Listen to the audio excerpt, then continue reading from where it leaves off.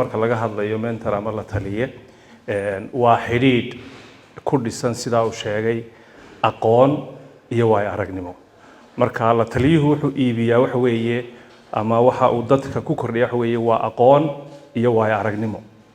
aqoonta iyo waay aragnimada uu ku kordhinayo waa inuu ugu danaynayo cidda uu la talinayo waa inuu ugu danaynayo isagoo ka eegaya danta cidda uu la talinayo waayo isagu talada ma qaadanayo isaguna talada ma laha mana samaynayo mana doonayo laakiin cidda uu la talinayo maxaa dan u ah isagoo ka eegaya taasi waxay keenaysaa markaa aqoontan iyo waay aragnimadana hayso inaad qofkii adiga oo sida Cabdiraxmaan ba sheegay sida dhakhtarka u eegaya waayo dhakhtarku tusaale ahaan haddii iminka qofku markuu talo ku siinayo ama waay aragnimo kula wadaagayo ama aqoon kugu kordhinayo uu dan u leeyahay dukaan u leeyahay ku tilmaamayo ma garanaysaa alaab uu leeyahay ka iibinayo shaqo uu kugu riixayo meel uu wax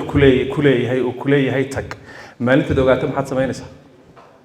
waxaanu ka iibinayo oo ku siinayay in dan kale lahayd marka macnaheedu waxa weeye qodobkan Cabdiraxmaan intiisa ku daraya waxa weeye marka aqoonta iyo aragnimada laga tago waa inuu ka shaqeynayo danta cidda uu la talinayo waayo ciddaasaa muhiim ah